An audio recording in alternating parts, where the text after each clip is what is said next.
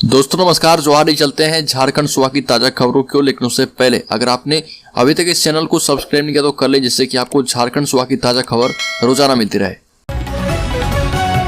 पहली बड़ी खबर, राज्य में राजनीतिक गतिविधियों को और भी तेज करेगी भाजपा। अमित शाह करेंगे हर जिले का दौरा। झारखंड में नए सिरे से राजनीतिक सरगर्मी तेज होगी।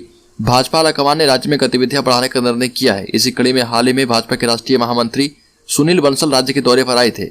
अपने प्रवास के क्रम में कई वरीय नेताओं को विचार विमर्श करने के लिए बुलाया था और पार्टी के पूर्व राष्ट्रीय अध्यक्ष एवं केंद्रीय गृह मंत्री अमित शाह इस प्रक्रिया को और भी आगे बढ़ाएंगे। उनका दौरा 7 जनवरी को प्रस्तावित है। राज्य में चुनावी अभियान आरंभ करने के लिए उन्होंने कोल्हान प्रमंडल के मुख्यालय चाईबासा को चुना है।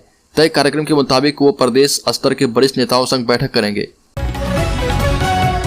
अलकर चुनाव कार्य से हटाए गए देवघर डीसी मंजुनाथ भजंत्री। डीडीसी होंगे जिला निर्वाचन अधिकारी। भारत निर्वाचन आयोग ने देवघर डीसी मंजुनाथ भजंत्री को चुनाव कार्य से हटा दिया है। देवघर जिले में चुनाव कार्यों के संचालन का जिम्मा डीडीसी को सौंपा है। अब देवघर के जिला निर्वाचन अधिकारी के रूप में डीडीसी सभी निर्वाचन संबंधित कार्यों का संचालन करेंगे और इससे पूर्व जिला निर्वाचन अधिकारी की भूमिका में डीसी मंजुनाथ भजंत्री थे। अलकर लोहरदगा में नक्सलियों के खिलाफ अभियान जारी। सर्च ऑपरेशन में हथियारों का जखीरा हुआ बरामद। लोहरदगा में नक्सलियों के खिलाफ अभियान लगातार जारी है। पिछले 24 घंटे में पुलिस ने एक माओवादी कमांडर को मार गिराया और एक माओवादी कमांडर को दबोच लिया। इसके बाद रात से शुक्रवार शाम तक बगरू थाना के कोरगो जंगल में चले सर्च ऑपरेशन में 200 आईईडी बम के साथ साथ हथियारों का जखीरा भी बरामद किया गया। पिछले 2 दिनों में सुरक्षा बलों ने 200 से ज्यादा बारूदी सुरंग के साथ साथ हथियार और कारतूस जब्त किए। अलकर झारखंड अभिनेत्री रिया के पार्थिव शरीर को भी नहीं मिली जन्मभूमि की मिट्टी।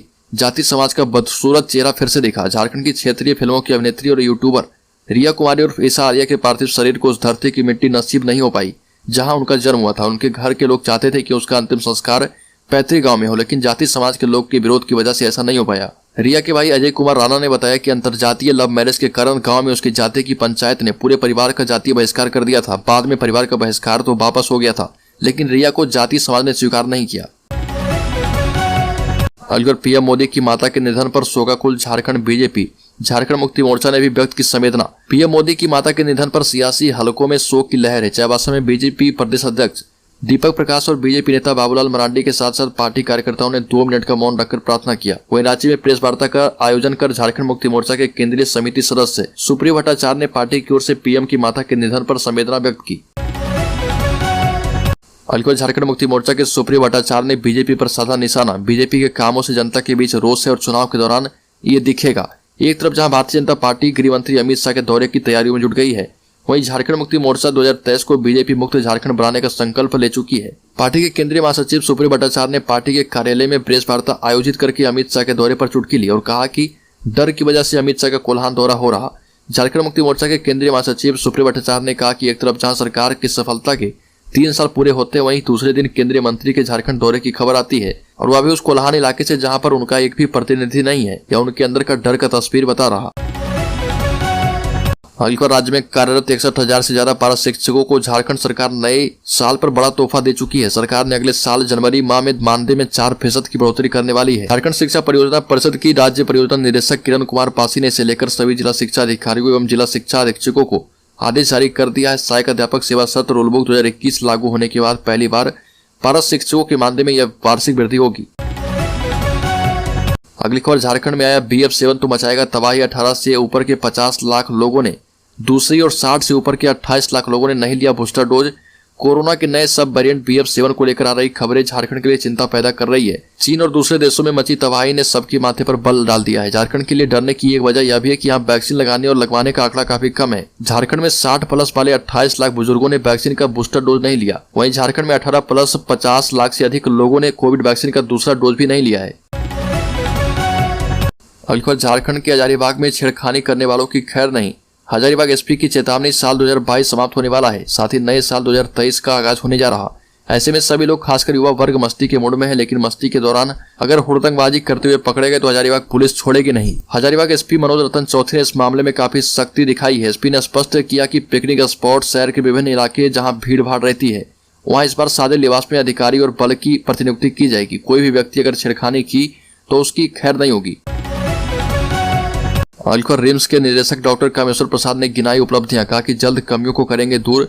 रिम्स के निदेशक डॉक्टर कामेश्वर प्रसाद ने अस्पताल की उपलब्धियों को गिनाई है और कमियों को जल्द दूर करने की बात कही। बताया कि रिम्स में मानव संसाधन की घोर कमी के कारण मरीजों को उतनी बेहतर सुविधाएं नहीं दे पा रहे। राजेंद्र आयुर्विज्ञान संस्थान के निदेशक डॉक्टर कामेश्वर प्रसाद ने वर्ष 2022 की समाप्ति को लेकर अस्पताल और संस्थान की उपलब्धियां गिनाई और कहा कि हॉस्पिटल मैनेजमेंट के बिना 2171 बेड वाले रिम्स को एम्स नहीं बनाया जा सकता।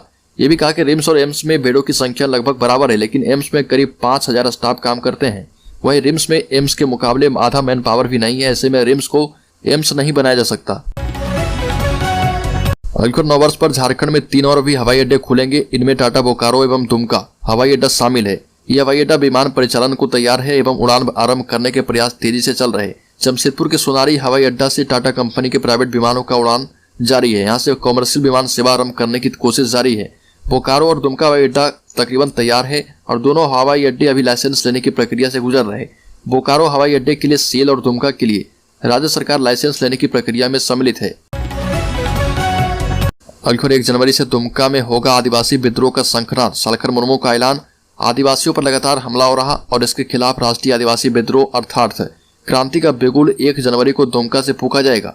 इसकी घोषणा सिंगल अभियान के अध्यक्ष सालखर मुर्मू ने की है और वह मोराबादी स्थित बापू वाटिका के सामने मीडिया को संबोधित कर रहे थे और कहा कि सोरेन परिवार और झारखंड मुक्ति मोर्चा ने आदिवासियों की रक्षा के लिए कुछ भी नहीं किया। ईसाई धर्म गुरुओं ने आदिवासियों का धर्म परिवर्तन करवा के अल्पसंख्यक बनाने की सोच ली है। सालखर मुर्मू ने कहा कि झारखंड मुक्ति मोर्चा केवल आदिवासियों का उपयोग वोट बैंक के लिए करती है। अगले रांची दौरे पर AICC OBC विभाग की राष्ट्रीय कोऑर्डिनेटर डॉक्टर रूपम कहा कि पिछड़ों के हक की लड़ाई लड़ेगी कांग्रेस। सत्ता में रहने के बावजूद झारखंड में OBC के हक और अधिकार की लड़ाई कांग्रेस लड़ती रहेगी। ये कहना है रांची दौरे पर आई अखिल भारतीय OBC विभाग की राष्ट्रीय कोऑर्डिनेटर डॉक्टर रूपम यादव का। वर्ष 2024 लोकसभा चुनाव की तैयारी में झारखंड में अपनी ताकत को मजबूत करने में कांग्रेस लग चुकी है। इसी कड़ी में झारखंड कांग्रेस अब OBC को अपनी ओर आकर्षित करने की कोशिश में है।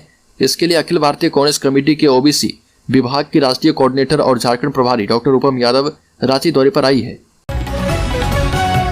अगले झारखंड का कोरोना पर बार 7 जनवरी से शुरू होगी। 12 जिलों में RT-PCR लैब से कोरोना की जांच। राज्य के 12 जिलों में स्थापित की जा चुकी RT-PCR लैब में 7 जनवरी से कोरोना की जांच शुरू होगी। स्वास्थ्य विभाग ने कोरोना के नए वेरिएंट PF7 से निपटने के लिए इन जिलों में RT-PCR जांच शुरू करने के निर्देश संबंधित सिविल सर्जनों को दिए हैं। अभी तक इन जिलों के सैंपल जाँच के लिए दूसरे जिलों के मेडिकल कॉलेज या सदर अस्पताल को भेजे जाते थे। अगले 2023 में भाजपा के सामने संथाल, कोल्हान और 28 SC सीटों पर खुद को मजबूत करने की चुनौती। झारखंड में भाजपा के लिए कई मौके लेकर आया और 2022 ऐसा ही कटा। सरकार को घेरने के लिए पार्टी को मुद्दे की कोई कमी नहीं मिली। नए साल में भी पार्टी को सरकार के खिलाफ कई मुद्दे और मौके मिलेंगे, लेकिन 2023 में भाजपा के सामने बड़ी चुनौती 2024 के लोकसभा और विधानसभा चुनाव के लिए संगठन को मजबूत करने की होगी। बीजेपी ने अभी से ही 14 लोकसभा सीटों और 2/3 विधानसभा सीटों पर जीत हासिल करने का दावा कर लिया है, लेकिन राह आसान नहीं। संथाल, कोल्हान और राज्य की 28 आदिवासी सुरक्षित विधानसभा सीटों में संगठन को मजबूत करने के लिए अभी तक संगठन की ओर से कोई ठोस पहल नहीं की गई है और न ही कोई रणनीति बनी है।